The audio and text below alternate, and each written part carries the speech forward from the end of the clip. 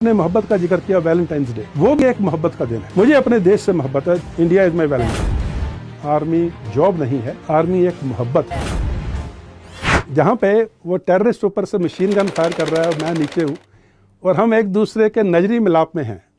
फौजी लफ्ज़ है नजरी मिलाप, यानी कि जब नज़रें मिलती हैं, आपने सिर्फ फिल्मों में देखा होगा, नज़रें मिली दिल धड़का, वहाँ भी दिल धड़का, लेकिन वो नज़रें मिली, वो ऊपर से फायर कर रहा है, मैं नीचे, हम दोनों एक दूसरे को देख रहे हैं, लेकिन उसका फायर मेरे ऊपर नहीं आ रहा है। वो एक कारण है कि जब फायर को आप डाउन हिल फायर करते हो तो ग्रेविटी के कारण जहाँ पे आप एम करते हो वहाँ फायर नहीं जाता, उसे प्लंजिंग फायर कहते हैं। सो उस ऑपरेशन में वो ऑपरेशन 3-4 दिन चला और भी कई ऑपरेशन हुए, लेकिन इस ऑपरेशन का खास करके मैंने बुक में भी जिक्र किया है। उस दिन भी हमारी पूरी टोली में हमारा जो पेट्रोल डॉग था, उस डॉग को गोली लगी। तो सबसे पहले हमारी जिम्मेवारी थी उस डॉग को बचाना। उसको उठाया, पत्थर के पीछे लाए, और जब फायर ख़त्म हुआ या फायर बंद हुआ, सबसे पहले उसको मरहम पट्टी करके उसको वापस पोस्ट पे भेजा गया। So we care for each and every life in our team, चाहे वो ह्यूमन लाइफ है, चाहे वो एनिमल लाइफ है, क्योंकि वो हमारा बडी है, वो हमारे साथ में चलता है, हमारी जान बचाता है। और एक अमरनाथ यात्रा के दौरान एक फ़ोटोग्राफ भी बहुत वायरल हुई थी, जहाँ पे एक डॉग ने मेरे को सल्यूट किया, तो मैंने अपने नीज़ पे जा कर के उसको वापस सल्यूट किया। तो मेरे एडीसी हैं कैप्टन संदीप सिंह, उन्होंने वो फ़ोटो खींची। वो फ़ोटोग्राफ बुक में भी है और यूएसए की एक मैगजीन में भी पब्लिश हुई वो photograph. So we care for each and every member of the team. We are a team, individuals don't matter, the team matters. आखिरी दिन मोहब्बत नहीं बदलते। ये 31 जनवरी 2022 को, जिस दिन मैं रिटायर हुआ, तो मैं दिल्ली में पोस्टेड था। तो उस दिन की ड्रेस ऑफ द डे या यूनिफॉर्म ऑफ द डे जो है वो ग्रीन कलर की ऑलिव ग्रीन प्लेन ड्रेस होती है।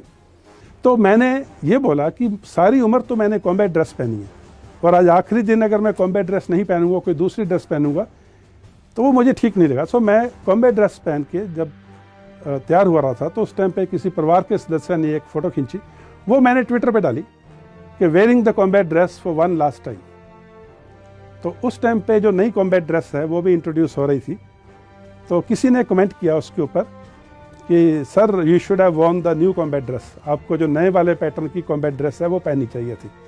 तो मैंने हल्के फुल्के भाव में उसका जवाब दिया, जनाब आखिरी दिन मोहब्बत नहीं बदला करते। सारी उम्र तो मैंने पुराने वाले पैटर्न की कॉम्बैट ड्रेस पहनी है, और आखिरी दिन अगर मैं नए कॉम्बैट ड्रेस पहनूंगा तो ये मोहब्बत में ये नहीं होता है। This doesn't happen. Fauji is a very very emotional person from inside. Outside he is still strong, inside he is like a puff of ice cream. Sweet है, मेल्ट भी होता है। एक फौजी की जो एक इमेज होती है किसी के भी मन में, वो होती है कि strong, tall, fit, big moustache, smiling, with a weapon, ready to give his life for the country. Yes, वो इमेज है, लेकिन उसके पीछे एक इंसान भी है। उस इंसान के अपने फेयर्स हैं, अपनी एप्रीहेंशंस भी हैं। उस इंसान की अपनी फैमिली है, बच्चे हैं, वाइफ है, पेरेंट्स हैं, जिनकी अपनी प्रॉब्लम्स हैं। उन सब प्रॉब्लम्स को मद्देनज़र रखते हुए, उनका भी ध्यान करते हुए, लेकिन प्रायोरिटी हमेशा देश सेवा के लिए जाती है। मैं आपको अपना ही एग्जांपल देता हूँ। जब मेरा पहला बच्चा पैदा हुआ, मैं घर पे नहीं था। दूसरी बेटी पैदा हुई, मैं घर पे नहीं था। जब दूसरी बेटी पैदा होने वाली थी, तो 8 महीने की प्रेगनेंसी में मेरी वाइफ ने मेरी मौत की खबर टेलीविज़न पर देखी, लेकिन जब वो पैदा हुई मैं तब भी घर पे नहीं था। मुझे 3 दिन बाद में पता लगा कि मेरे बेटी पैदा हुई है। 17 दिन बाद में मैं अपनी वाइफ से बात कर पाया, और करीब 1.5 या 2 महीने बाद मैं घर जाके अपनी बच्ची को देख पाया। इसके अलावा मैं जब वो स्कूल गए, दोनों बच्चे, मैं घर पे नहीं था। जब उन्होंने स्कूलिंग ख़त्म की, मैं घर पे नहीं था। जब उन्होंने प्रोफेशनल कॉलेजेस ज्वाइन किए, मैं घर पे नहीं था। जब प्रोफेशनल कॉलेजेस से वो डिग्री लेकर निकले, मैं तब भी घर पे नहीं था, क्योंकि मेरे लिए एक और काम था। मैं मोस्ट ऑफ टाइम को कश्मीर में या बॉर्डर पे था। ये सारी जिम्मेवारियां मेरी वाइफ ने निभाई। मैंने मोहब्बत का जिक्र किया वैलेंटाइंस डे, वो भी एक मोहब्बत का दिन है। मुझे अपने देश से मोहब्बत है। India is my Valentine, so it's okay. मैं अपने देश के लिए अगर इतना मोहब्बत रखता हूँ, और आपने जो बात की कि मैंने जिक्र किया कि आर्मी एक मोहब्बत है, तो ये बात गुजरात यूनिवर्सिटी में हुई थी। मैं स्टूडेंट्स के साथ इंटरेक्शन कर रहा था गुजरात यूनिवर्सिटी अहमदाबाद में। तो एक लड़की ने मुझे सवाल पूछा था कि sir, army as a job, what are the challenges? कि आर्मी जो एक जॉब है उसमें चैलेंजेस क्या हैं? तो मैंने जवाब दिया था, आई सेड आर्मी जॉब नहीं है, आर्मी एक मोहब्बत है, और मोहब्बत में चैलेंज नहीं होते, मोहब्बत में अफसाने होते हैं। तो जो आज हम बातचीत कर रहे हैं, इस किताब में इतने एनेक्डोट्स हैं, इतने अफसाने हैं, starting with 3 years of age till I was the core commander in Kashmir.